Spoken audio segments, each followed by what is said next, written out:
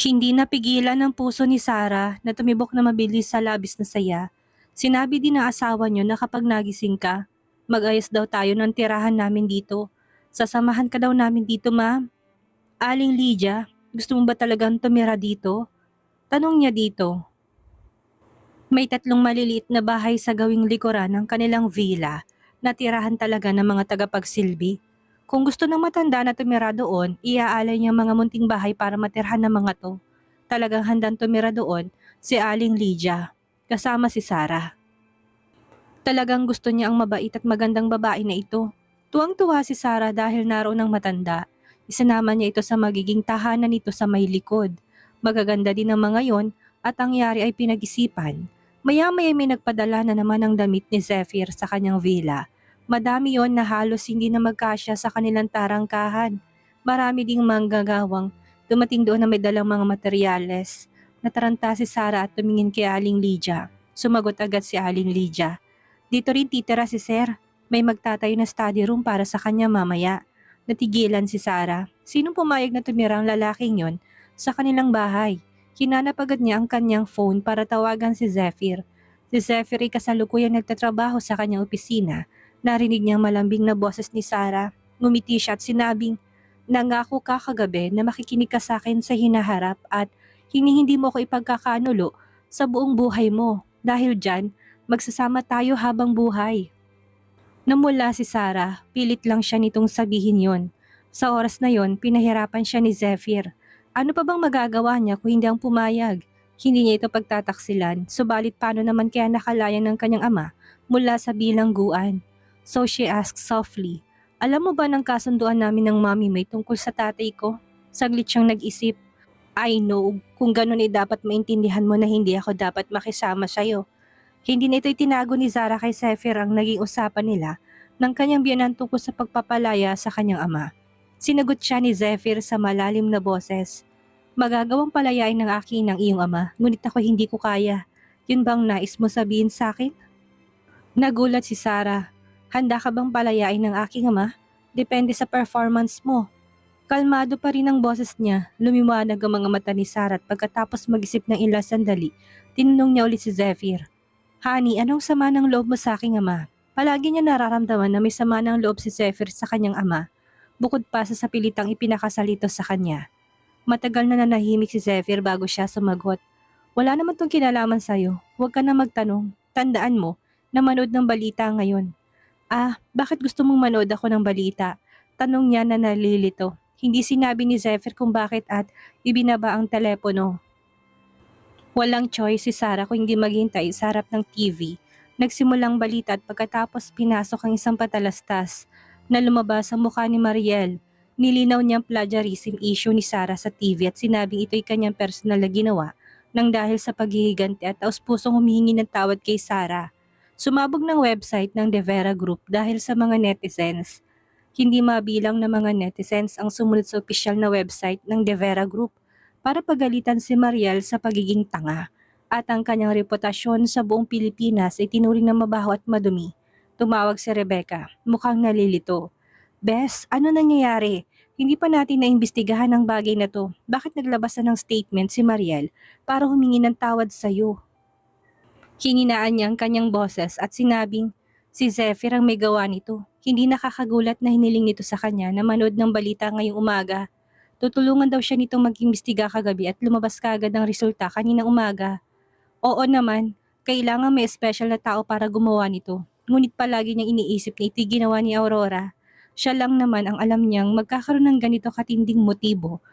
Sa hindi inaasahang pagkakataon, si Mariel pala yun. Medyo nakakagulat talaga ang ending. Hindi siya makapaniwala. Hindi ko inaasahan ng isang walang hiya ay ganito kagaling. Hindi napigilang purihin ni Rebecca si Zephyr. Sa totoo lang, hindi siya talagang walang hiya, paliwanag ni Sarah. Nalaman ko lang noong 2 araw na ang nakaraan ng bata sa sinapupunan ni Aurora ay hindi sa kanya, pero tahimik ka lang, Bes. Huwag kang maingay. Tayo lang dapat ang makakaalam nito. Huwag mo ipagsasabi sa internet kung hindi ba katotohanin ni Aurora ang pagbabanta na padalhan ka ng sulat mula sa abogado. Nabigla si Rebecca. Ngunit may utak din siya. Kamakailan lang ay nasa rurok ng tagumpay ang pamilya Smith. at hindi niya kayang makabangga ang mga to. Ngunit ang katotohanan ay lumabas at mabuti na lang at nalinis ng pangalan ni Sarah. Kasabay nito sa Amerika, nakita ni Marlon ang anunsyo na ipinaskil ni Mariel at ipinikit ang kanyang mga mata. Matagal na niyang hinihintay ito na may sa katuparan na si Sarah ay magkakaroon ng utang na 50 million sa kanya at pagkatapos ay pupunta sa Royal Group para makipag-usap. Sa oras na yon, maaari na siyang magmukahi na bili ng Rivera at papuntahin si Sarah na magtrabaho sa Royal Group. Pagkatapos ay hikayatin niya ito si Sarah ay magiging kanya. Ang maingat niyang plano ay biglang nasira dahil kay Mariel. Napuno na lamig ang mga mata ni Marlon. Hindi niya inaasahang si Mariel pala ay may ganitong nararamdaman pa rin para kay Sarah. Akala niya tuluyan na naghiwalay ang dalawa. Gusto niyang ligawan si Sarah at gawing instrumento laban kay Zephyr de Vera. 7 taon na nakalipas, siya ay 20 taong gulang. Nung mga panahon na yon, hindi niya kinilala ang pangalang Alba. Ang apelyido niya ay Reyes. Nag-aaral siya sa Amerika at naglalakbay sa iba't ibang lugar. Kasama ang mga kaklase sa bakasyon tuwing summer. Isang araw nakatanggap siya ng tawag na naluging kumpanya ng kanyang ina. May malaking utang na bilyon-bilyon si Mrs. Reyes. Bago siya tumalon mula sa gusali, tinawagan siya ng kanyang ina at malungkot na sinabing, "Lahat ng ito ay kasalanan ko. Utang ko itong lahat sa mga De Vera. Marlon, kailangan mong mabuhay ng maayos sa hinaharap at huwag mag-alala tungkol kay Mommy."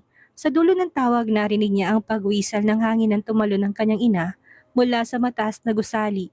Ganon na lang nawala na siya ng ina. Pagkatapos dinala siya sa tahanan ng kanyang ama, ang pamilya Alba, kung saan naroon ang prinsipe ng pamilya na si Vincent. Siya ang prinsipe ng pamilyang iyon na sinusuportahan ng maraming tao at siya naman ang pangalawang anak lamang sa labas. Lahat inabuso siya at hinahamak. Si Mauricio Alba, ang kanyang ama, isang malamig na tao na walang pakialam kung mabuti man o masama ang kanyang kalagayan sa pamilya Alba. Ganito ang kanyang buhay. Araw-araw na tinitiis ang pahirap. Dati siyang batang amo ng pamilya Reyes at hindi niya dapat dinaranas ang ganitong mga pagsubok. Lahat ng ito ay dahil sa mga De Vera. Namatay ang kanyang ina, kaya kinailangan niyang tumira sa pamilya Alba upang agawin ang kapangyarihan at ang layunin ay magiganti para sa kanyang ina. Nalaman niya ang anak ng De Vera, si Zephyr. Silang nagtulak sa kanyang ina patungo sa kamatayan. Siya ay nasa mataas na posisyon at kung wala siyang kapangyarihan, hindi niya kayang ipaghiganti ang kanyang ina. Kailangan mapanatili niya ang kanyang mataas na antas sa lipunan, kaya tiniis niyang lahat. Nag-aral siyang mabuti at nakakuha ng mataas na posisyon sa kumpanya at ngayon ay bumalik na siya ng Pilipinas upang ipaghiganti ang kanyang ina. Ngunit gaano nga ba kadali ang paghiganti? Si Vincent Alba ay may malakas na kapangyarihan kaysa sa kanya at si Zephyr de Vera naman ang namumuno sa De Vera Group. Ang dalawang taong nais niyang labanan ay kasing hirap abutin gaya ng langit. Gusto niyang makuha ang puso ni Sarah upang malaman niya ang mga bagay-bagay kay Zephyr. Makuha ang mahalagang impormasyon para sa kanya. Kapag nakuha na niya ang mga sekreto ng De Vera Group, pwede niyang pabagsakin si Zephyr. Ngunit sa hindi inaasahan, sa kalagitnaan ng laro, bumaligtad si Sarah at muling kumampi kay Zephyr. Nakakatuwa, akala niya ay gusto lang niya ang katawan ni Sarah. Hindi inaasahan, tila hindi ganun kasimple. Ngumiti siya. Okay, nagiging mas kapanapanabik ang laro. Kinagabihan, pagbalik ni Zephyr mula sa trabaho, nakita niya nakahiga si Sarah sa sofa. Walang anumang kumot na nakatakip sa maliit na katawan. Malamig na ngayon, bumigat ng konti ang kanyang muka. Lumapit siya at niyakap to. Agad na nagising si Sarah nang maramdaman niyang nakalutang ang kanyang katawan sa hangin. Tinignan niya si Zephyr na parang wala pa sa wisyo. "Honey, nandito ka na?" Ang tono ng boses niya ay sobrang lambing at cute na kayang magpatunaw ng puso. "Bakit hindi ka natulog sa itaas?" Tanong nito habang tinitingnan ang mapula-pula niyang maliit na mukha. Kinusot niyang kanyang mga mata at doon niya napansin na nasa mga bisig siya ni Zephyr. Ramdam ang init ng kanyang katawan na parang iniinitan siya. "Hinihintay kita para maghapunan," mahinahon niyang sabi. Napatigil sandali si Zephyr at lumambot ang kanyang mga mata. "Nakatulog ka habang naghihintay?" "Oo, hindi mo kasi sinabi kung anong oras ka uuwi," medyo nahiyang sabi ni Sarah. "Ibaba mo na ako." Hindi siya pinakawalan ni Zephyr at diretsong binuhat papunta sa kusina. Umugi ang maliliit at mapuputing paa niya na walang suot na tsinelas. "Nasaan ang tsinelas mo?" tanong ni Zephyr habang inupo siya sa upuan ng hapagkainan. "Nasa sofa." Lumabas si Zephyr, kinuha ang cute niyang cotton slippers at lumuhod sa sahig para isuot ito sa kanya. Malamig, tandaan mo magsuot ng tsinelas lagi. Oo, mahina niya sagot. Bigla niya naramdaman na mainit ang paligid. Sa totoo lang, sobrang bait ni Zephyr. Maganda ang buhay, maayos ang karera. Isa itong huwarang lalaki. Nasa lamesa ng hapunan, kain na tayo, sabi ni Zephyr habang sinisilbihan siya ng sopas. Sige, sagot niya habang tinataas niyang kanyang manggas na nagpakita ng makinis niyang mga pulso. Tiningnan siya ni Zephyr at biglang nagtanong, hindi mo ba gusto ang pulseras na ibinigay ko sa'yo? Ha? Tinignan ni Sarah ang kanyang kamay at tila naunawaan. Hindi masyado lang kasi itong mahal kaya tinago ko. Baka masira. Kung masira, bibili ako ng bago. Sabi ni Zephyr na parang walang pakialam. Suotin mo bukas. Binili ko yun para isuot mo. Oh, mahina niyang sagot. Ngunit may masayang pakiramdam sa kanyang puso. Inumin mo muna ang soup. Inilagay ni Zephyr ang soup sa harap niya. Sige, uminom siya ng 2 lagok. Kinuha ang nilagang baka gamit ang kutsara. At pagkatapos ay suminghot dahil sa anghang. Wow, ang anghang! Si Aling Lydia bang nagluto nito? Nilayo ni Zephyr ang nilagang baka. Mukhang medyo hindi masaya. Natatakot siya na magalit to kaya bumulong siya. Huwag kang magalit. Ako ang nagsabi kay Aling Lydia na iluto to. Palagi ako nawawala ng panlasa kamakailan. Kaya gusto kong kumain ng maanghang. Hindi mo dapat kinakain ng maanghang na pagkain. Kagagaling mo lang sa lagnat tapos pinapahirapan mo ulit ang tiyan mo. Gusto mo bang magkasakit ang tiyan mo? Sinermonan siya ni Zephyr at dinalang nilagang baka sa kusina at tinapon to. Nakita niya na itinapon ang nilagang baka at nakaramdam siya ng konting pagkadismaya. Ilang araw na akong kumakain ng walang lasa. Hindi mo pwedeng kainin yan, matigas sa sagot nito. Bumalik to sa lamesa at binigyan siya ng mas magaan sa tiyan na kainin na steam fish. Nakatikom ang labi niya, nagpatuloy sa pagkain ng kanin gamit ang kutsara at tumahimik. Na makita ni Zephyr ang kaawa-awa niya itsura, sinabi nito, magtiis ka na lang ng 3 araw pa. Kapag sigurado nang hindi na babalik ang lagnat mo, pwede ka nang kumain. Dumilat si Sarah ng malaki. Kapag magaling na ako, gusto kong kumain ng nilagang baka, grilled fish, hot pot at samgyup. Oo, sagot nito na may konting ngiti, hindi tumutol. Muling sumaya si Sarah at uminom ng malaking lagok ng gatas na nag-iwan ng puting foam ng gatas sa gilid ng kanyang bibig. Tinignan siya ni Zephyr at dumilim ang mga mata nito. Ano, tinutokso mo ko? Tinutokso kita ha? Nagulat siyang tanong. Paanong tukso? Ang sulok ng bibig mo'y may gatas. Nagangat siya ng muka, handa na niyang punasan ang kanyang bibig nang hinawakan ni Zephyr ang kanyang kamay. Lumapit to sa kanya, tinalikan siya. Nalaki ang mga mata ni Sarah at bumilis ang tibok ng kanyang puso. Hinawakan ni Zephyr ang kanyang ulot, dahan-dahang dinilaan ng milk foam sa sulok ng kanyang labi. Mula nang malaman ni Sarah na hindi kay Zephyr ang anak ni Aurora, hindi na siya gaanong lumalayo dito. Bumagsak biglang pader na humarang sa kanyang puso at tuluyang bumigay sa halik nito. Okay, pagkatapos niyang dilaan ng foam ng gatas, binitawan na niya si Sarah ng may kasiyahan na mula ito. Agad na tumalikod at tumakbo palayo na parang isang maliit na bata. Ngumiti siya. Andali mo namang mahiya, sabi niya dito. Matapos siyang kumain, umakyat na siya para hanapin si Sarah. Ngunit wala ito sa kwarto. Sarah, nandito ako, sagot nito. Habang niluwa ang kanyang maliit na ulo mula sa atik, may hawak na phone at libro. Anong ginagawa mo dyan? Itong aking lihim na maliit na mundo. Gusto mo bang umakyat? Yaya nito sa kanya, kumikislap ang mga mata sa pananabik. Sa una wala namang interes si Zephyr sa atik, ngunit nang makitang kasiyahan ng asawa, umakyat na rin siya gamit ang mahaba niyang braso at binti. Ngumiti si Sarah at nagsabing, tingnan mo, hindi pa rin nagbabagong maliit kong mundo. Nang maibentang bahay, nakalimutan ko ng korte ang atik, kaya ang mga gamit doon hindi na ilipat at nanatiling maayos. Tiningnan ni Zephyr ang paligid at nakitang isang dressing table, bookshelf, daang mga manik at maraming mga photo album sa atik. Sa unang tingin halatang lumaki si Sarah na pinaliliguan ng pagmamahal, kaya't ganun kasimple ang kanyang personalidad.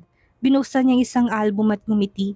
Tinitingnan kong mga larawan namin ng tatay ko. Walang interes si Zephyr na tinignan ang mga larawan ni Rogelio.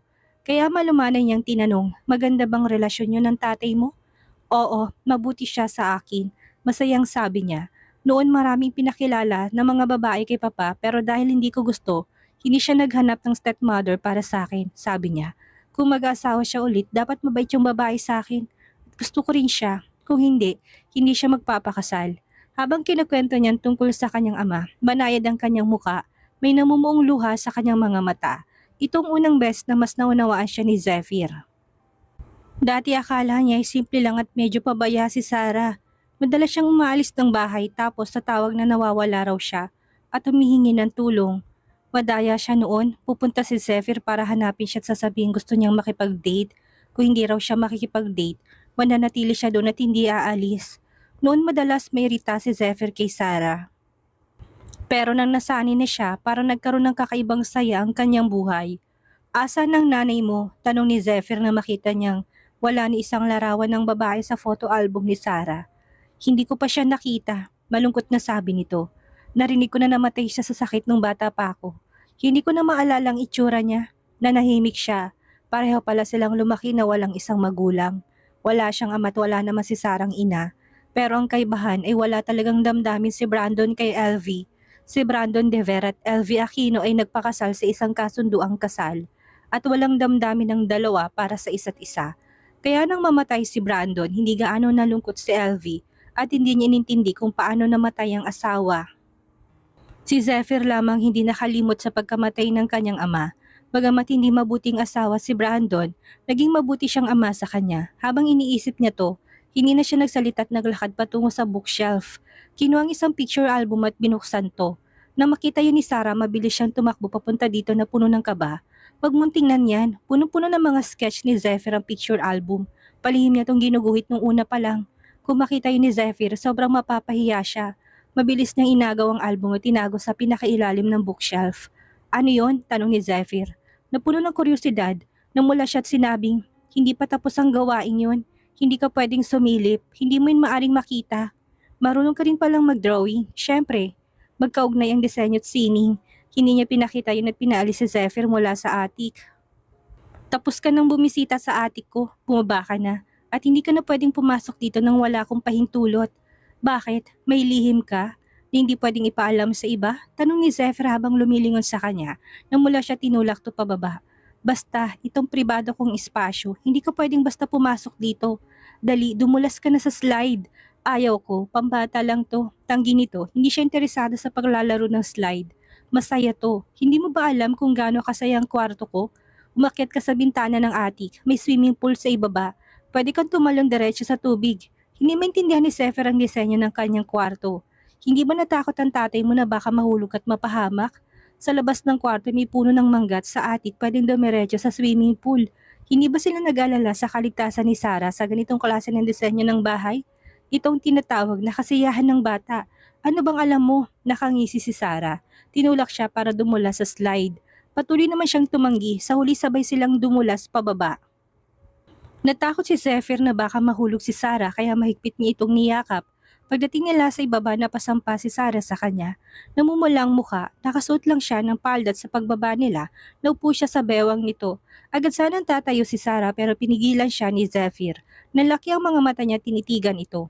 Nakaupo si Zephyr ng patamad sa dulo ng slide. Hawak ang kanyang bewang at inayos ang kanyang pagkaupo. Bakit? Kinakabahan siya. Ang kanyang kamay ay nasa balikat nito. Habang namumulang muka, hindi mo ba gusto? Bumisit at hinilang ulo niya palapit. Pinakatitigan siya sa kanyang mga mata. Bumilis ang tibok ng puso niya at pautal na sabing, hindi ko gusto. Hindi mo gusto? Bakit kagabi parang gusto mo? Pangasar ni Zephyr sa kanya na may bahid ng kapilyuhan sa mga ngiti. Naalala niya nangyari nung nakarang gabi nang piniga nitong maigi ang kanyang bewang habang mabilis na inaangkin. Hindi, mariing sagot ni Sarah habang namumula. Ang sinungaling mo, bulong ni Zephyr habang dumampi ang mahabang daliri niya sa pisngi ni Sarah. Mainit ang katawan niya at dahil dito humihingal na si Sarah. Hindi tumapakali at tinitigan siya na nanginginig. Ang alindog sa kanyang mga matay lalo pang nagpaikting sa bigat ng kanilang mga hininga. Honey, medyo namumungay ang mga mata ni Sarah. Kinagat ni Zephyr ang punong tenga ni Sarah at ang init ng kanyang mga daliri ay tila nagapoy sa kanya. Maliligo ako, nakaisip siya ng dahilan upang makaalis. Sandali, hawak ni Zephyr ang kanyang payat na bewang gamit ang parehong mga kamay at ang boses niya medyo paus. Sa susunod na sandali, hinalikan siya nito at hindi niya naiwasang umungol. Nanginginig ang kanyang katawan at nakatuon siya sa balikat nito. Pareho silang nakadarama ng init. Tinanggal ni Zephyr ang kanyang palda, ngunit biglang tumunog ang telepono. Binuksan ni Sarah ang kanyang mga mata at tumingin. Telepono to ni Zephyr. Ang pangalan ng caller ay Aurora Smith. Kinuha ni Zephyr ang telepono at nilapit sa kanyang tenga. Hello, medyo nainggit si Sarah at ayaw sana niyang sagutin yun ni Zephyr. Sinadya niyang umalis sa bisig ni Zephyr. Inalis ang t-shirt nito at tinalik-halikan ng lalaki. Naubos ang hininga ni Zephyr at tinapik-tapik niya ang puwet ni Sarah gamit ang kanyang malaking kamay. Dahan-dahan. Ayoko nga. Bulong pa ni Sarah. Sinadyang kinagat-kagat niya at sinipsip ang leg ni Zephyr na nagdudulot ng kakaibang tunog. Narinig to ni Aurora sa kabilang linya at namumutlang kanyang muka. Sa labis na inis. Zephyr, kasama mo ba si Sarah? Anong nangyari? Tanong ni Zephyr habang pinipigilan ang hininga. Halatang may ginagawang kakaiba't may kaulayaw. Ang tinig na yan ang pinaka-sexy na narinig ni Aurora. Pinikit niya ang kanyang mga mata at sinubukang kalmahin ang sarili. Gising ng mama mo, pagkarinig nito na walang emosyon sa mga mata ni Zephyr, ang kanilang labis na nasasarapan ay biglang nagkaroon ng ibang nais gawin. Okay, pinutol niyang tawag at sumulyap sa namumulang mukha ni Sarah. Gising ng mama ko. Ano kaya mangyayari ngayong gising ng ina ni Zephyr? Malaman na kaya nito na hindi anak ni Zephyr ang dinadala ni Aurora? At magtagumpay kaya si Marlon na gamitin si Sarah para makapagiganti kay Zephyr. Yan ang ating aalamin sa susunod nating kabanata.